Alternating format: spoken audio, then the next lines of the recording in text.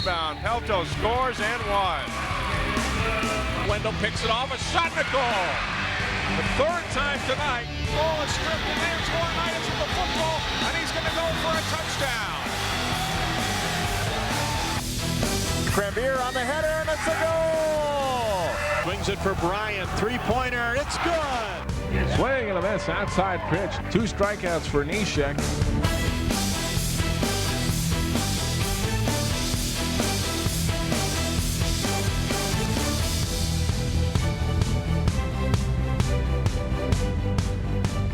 Hello and welcome to our CCX Sports Hall of Fame special. I'm John Jacobson. I'm Jay Wilcox. We've covered some outstanding athletes over the past 3 decades, and today we honor 3 new members of our Hall of Fame. They excelled in the pool, on the wrestling mat, basketball court, and more. And let's get started with our first Hall of Famer who is still involved in high school sports. She excelled in the mid and late 90s at Park Center High School. She overcame injuries to have an outstanding high school career and won championships in college. We welcome 1997 Park Center graduate Jenny Hoffner, now Wagner, to our Hall of Fame. It was shocking, really flattering, just because you do put a lot of time and effort into things that you were really passionate about in high school and a lot of dedication. But I was completely shocked, and when I got the email from you, I was in Cooperstown, New York for my son's baseball tournament, so I also was kind of in a different world, focused on that stuff too, so it was even more shocking, but really, really pretty cool to be recognized for that. Hoffner was best known as a sharpshooter on the basketball court, but excelled in 3 sports at Park Center. Yeah, I loved going to Park Center. It was really cool to be a part of soccer, basketball, and track, and then also be involved with some other school activities and the relationships they were able to make with some of those teammates and some of those other friends of yours. And a lot of those teammates were in my wedding and we're still really good friends today. Jenny became Park Center's first 1,000-point scorer in girls basketball and was a 2-time team MVP. She was an All-State and All-Star game pick in soccer and a 2-time team MVP there as well, and won a section title as a freshman 400-meter runner in track. It's become increasingly rare to see 3-sport athletes at a high level in high school. Hoffner says the basketball court was her top priority, but is glad to have played them all. You know, basketball was something I was more passionate about from a younger age, but I did have an enjoyment for all 3 of those sports. I thought they kind of balanced each other well, they complemented each other, and I enjoyed sports that I was able to be really active with. I know my mom jokes all the time that I played softball when I was younger, and I probably either should have been a pitcher or a catcher so that I was always doing something, but when I was not doing something, I just had a tendency to get a little bit distracted. You can't really tell the Jenny Hoffner story without mentioning her serious knee injuries that interrupted her high school career in a big way. When I did get hurt, I tore those, my right ACL when I was a sophomore and my left ACL when I was a junior. And it's tough because you're working towards a goal and then you just kind of get sidetracked a little bit, and then you have to figure out how you're going to be able to manage through it. And one of the hardest things was a lot of my teammates that I played AAU basketball with were getting, everything was about Division I and all this stuff. And when I tore my second ACL, a lot of these schools that still were kind of interested weren't really. In a strange way, those injuries turned out to guide Jen on a path that led to great college success. He was on 2 NCAA Division II national championship teams and 1 runner-up squad at the University of North Dakota. If I wouldn't have had my knee injuries, I don't know if I would have ended up at North Dakota. I don't know if I would have been able to have the experiences I had in Grand Forks. I don't know if I would have been able to, play in 3 national championship games and be able to be a part of the Fighting Sioux. Hoffner earned academic all-conference honors and was a 3-year starter for the Fighting Sioux. She's still in the top 10 in career 3-pointers made in UND history. All thanks to that memorable jump shot that Park Center fans of that era remember well. I don't know if perfect form, but I think that was, everyone kind of has there's something, and that was my strength, was being able to shoot. And that was something that I worked at, and I would much rather shoot a 3-pointer than try to drive in and try to do some fancy finish at the rim, so I would much rather just take that kick out. So that was a strength that I felt like fit well with kind of our other team dynamics. She's done a great job here at Forest Lake. Basketball's still in her blood. Jen's been the head coach of the Forest Lake girls team since 2005 and led the Rangers to the state tournament the past 2 seasons. That first spring in 2001, after I finished playing, I helped coach a high school soccer team in Grand Forks, and so that was my first experience. And then I had that 1 year where I coached at Park Center for girls basketball. So those were things that just kind of grew some of that interest. And then as a teacher, it just kind of fit really well with the teaching profession. Coach Wagner says things have changed quite a bit since she played, with the rise of year-round basketball and also social media with all of its pluses and minuses. But the basics are still there. Kids are still kids, and they like to play, they like to participate, they like to know that you believe in them, they like to know that you think that they can do something great, and they want to be a part of something. And so being able to help facilitate some of that through coaching and teaching has been really rewarding. Jen is now married with 3 kids and lives in Brooklyn Park. It's not tough to find information online about her playing days, but Wagner says only once in a while do her players realize she was pretty good back in the day. I had an epic battle of horse with one of my other students, and so when I had this game of horse, one of my current players was like, "Wagner, why don't you ever play?" She's like, "I didn't know you could shoot like that."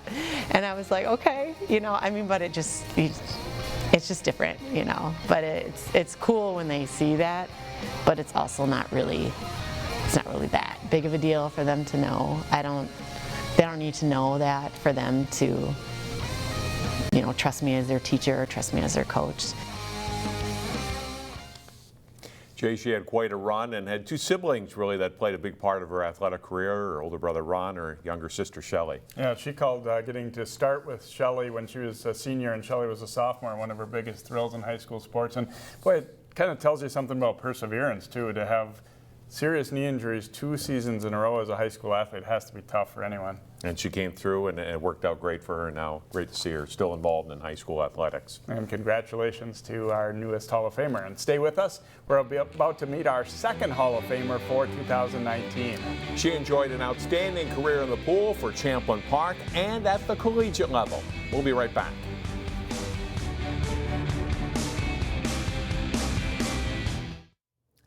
Over the years, this area has produced a number of state individual and team champions in girls swimming. One of them was a multiple-time state champion a decade ago, and is the newest inductee into the CCX Sports Hall of Fame. She was a 7-time Minnesota State swimming champion and a 10-time NCAA All-American. We welcome 2011 Champlin Park High School graduate Abby Duncan into the CCX Sports Hall of Fame. Duncan started competitive swimming at the age of 7. However, it was her introduction to club swimming in middle school that really made a difference in her athletic career. It completely changed my swimming career, honestly. Kate Lunston is a phenomenal coach, and she always will be, and she still is. And she, again, like Joe, very similar in personalities, as they love to have fun, but when it's time to work hard, they'll put you to work. By the time her freshman year at Champlin Park came along, she was ready to challenge the state's best high school swimmers. Abby won the state 100-yard breaststroke as a 9th grader in the fall of 2007. She would go on to win 3 more state titles in that event, plus 3 in the 200-yard individual medley.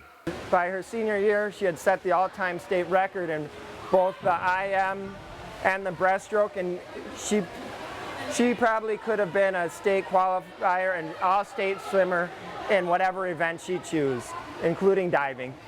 We visited with Abby this summer at Jackson Middle School. She spent countless hours training. It's cool to see all the banners up and my name's still on the board, so I loved being with a team, and I know I couldn't have done it by myself. And I mean, I also did love competing. That was the whole point of it all, but just getting to the competitions, the practices were fun for me. She really pushed herself, and she enjoyed being challenged, and that was one of the unique things you can do at practice, is get an interval or a set or a workout that has some recovery time, but also has some unique different challenges where she could push and work on her weaknesses, and that was and turn those into strengths. Following her brilliant high school career, the five-star recruit chose Auburn University to continue her athletic and academic path. When I decided to go to Auburn, I was so excited. I love the team. I still have friends that we talk to this day on the team. Just the swimming aspect of it didn't quite turn out the way that I thought it was going to play out for the whole 4 years. My sophomore year, I decided that if I wanted to continue my swimming career as far as it could go, that it would not continue at Auburn. Abbie then turned to another Southeastern Conference school, Missouri. The Tigers had recruited her out of high school, and it proved to be a perfect fit. It was everything I could have ever imagined college swimming was going to be. I still met great people at Mizzou and still talk to them just like I did with my Auburn friends, but it was just a way lighter environment on the pool deck, and that was just like the perfect fit for me. It just felt like I was back home. The four-year NCAA meet qualifier went out on a high note in her final collegiate season. I ended on a very good note. I had all best times when I left that program, and it's a testament to the group of coaches that we had there and the way they worked together and the way that they worked with us, just not even in the pool but outside the pool, was perfect. With a degree from Missouri in animal science, Abbie spent time at both the Tampa Lowry Park Zoo and Mountain Marine in Florida before she enrolled in veterinary school back at Missouri. I worked 4 10-hour shifts and got to be up close with the animals, and it was just awesome to see them like in their environment doing what they do, and being able to pet a rhino was the highlight. And from the moat experience, I actually got to release a sea turtle back into the ocean, which was awesome. I'm leaning towards small animal, just dogs and cats, and hopefully coming back to Minnesota. I do love it here. But I'll always have passion for exotics and zoo animals, and that might be later down the road. Maybe I'll go back to school. No longer a competitive swimmer, the third-year vet student has plunged headfirst into her studies. It's kind of like swimming. I don't have that much time on my hands. We're in class pretty much from like 9 till 5 every day, and lots of classes, and we're just in one big group of students. There's like 114 in my class, and yeah, they keep us very busy. While she looks back with pride on all she did as a high school swimmer and admits she still misses the team part of the sport, Abby Duncan isn't one to dwell on the past. It's really cool that I was able to accomplish so much, but in like the grand scheme of life, like when I think back, like I might know my times, but not really. And it's just kind of the memories of it all, and being able to still hold a state record is pretty awesome, but I'm hoping that it gets broken here pretty soon. And Jay, Abbie is back at Missouri now, continuing her studies. Other than splashing around the pool for fun, she said she hasn't been in swimming really since 2016, leaving in college in part because she thinks it'd be frustrating not being able to swim as fast as she did back then. So swimming, ironically, not part of her workout routine. And it was cool the day we were at the pool at Jackson. Some of the folks that were coaching younger swimmers, they were kind of in awe that the person who was listed on all those banners was actually there back at the pool, so that was cool to see too. They were like, is that Abby Duncan? Like, yeah. So yeah, that was fun. Good to see her again. Time for another break here on our Hall of Fame special. When we come back, meet a state champion wrestler from this area's top wrestling program in the 1990s. Welcome back to our CCX Sports Hall of Fame special. The third inductee for 2019 was a regular visitor to St. Paul for a series of state wrestling tournament appearances. He's one of the top high school wrestlers ever in the area. We welcome 1994 Osseo graduate Pat Smith into our CCX Hall of Fame. I was very surprised. You contacted me, and it wasn't something I was expecting, and I was very surprised. I showed my wife right away. I'm like, is this real? And she was pretty excited for me as well, and so we talked a little bit about it, and it was just a complete honor. Smith won 3 straight section individual titles and placed in the top 5 in the state tournament his sophomore, junior, and senior seasons. He capped off his career with a state championship and a dominant 42-win senior year. Even before I got into high school, I would lay in bed and just dream of the moment of being a state champion, and that was really my ultimate goal in high school. And so I think about it all the time. And my Uncle Bob would push me, my dad would push me, my whole family would push me to do the extra things outside of practice, if that's really what I wanted. To win that state title was a huge accomplishment and something I've always been very proud of. The state title was the pinnacle, but Pat had some other milestones along the way. He won 165 matches in all, which at the time was the most in Osseo history, since surpassed by Carson Bolzma and Adam Hammer. One accomplishment that I think that I'm pretty proud of is out of all my, I had 200 exact matches, and out of the 200 I had 100 pins. And so to have half my matches as pins was something I look back on that it was kind of cool. Being on top of the list, considering looking at the names underneath that, you've got the Drogemiller brothers who were very high. I believe they were 2 and 3, and they showed up to that my banquet to the last my senior year, and to give me an award specifically because of the records I broke were mostly theirs. To see your name atop talent like that and legends that we all looked up to as kids was pretty special. The things he learned in the Osseo wrestling room have carried deep into Smith's life beyond sports. Anytime I talk to anybody about what I got out of wrestling, it was all about just life skills. I think of where I'm at today, and sometimes I wonder if I'd be where I'm at today if it weren't for wrestling in general. And then to be part of a program like Osseo back in high school, and having the coaches I had, having the teammates I had the pleasure of being teammates with, you build some tremendous bonds. On the far side is Pat Smith. While it was clearly his second sport, Pat also had success in soccer for the Orioles, including playing in a state tournament. Growing up, I played soccer quite a bit, and as I got into high school, I thought of it as, soccer is a good way to get in shape and condition for wrestling.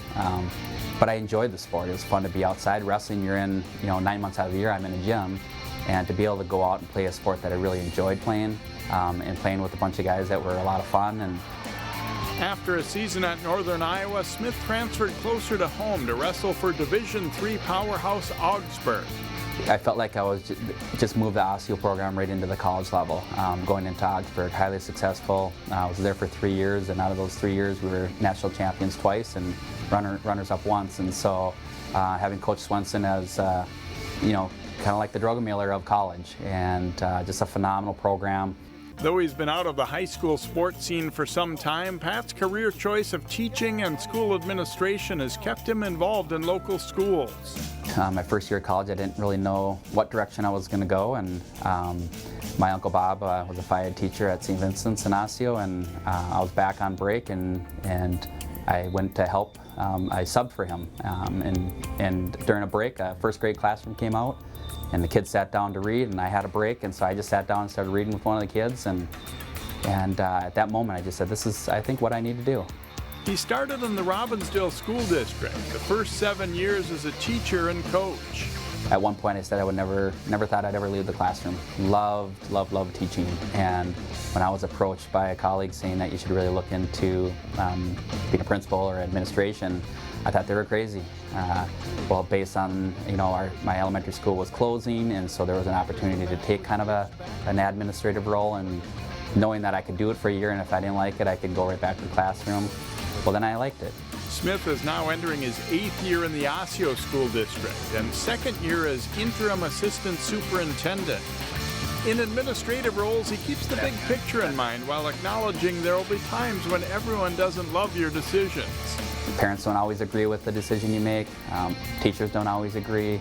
Students don't always agree. But if you can build that relationship up with them, for them to understand and believe that you really want the best for them, it's a little easier to get through those tough situations. His career in education has been highly successful. For Hall of Famer Pat Smith, sports played a big role in getting him where he is today.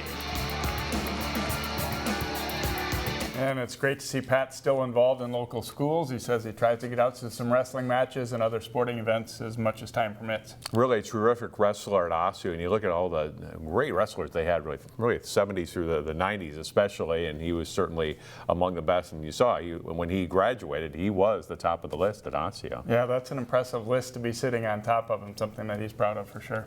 We'll take a break and be back with more of our Hall of Fame special right after this. Last fall, Nicole Dewar, Quentin Hooker, Alyssa Oakes, and Blake Wheeler were inducted into our Hall of Fame. And you just saw 3 great new additions in Abby Duncan, Jenny Hoffner, and Pat Smith. The Hall got its start back in the fall of 2004. Since then, we have inducted 64 former high school athletes and coaches. Here now is a look at that list through 2017.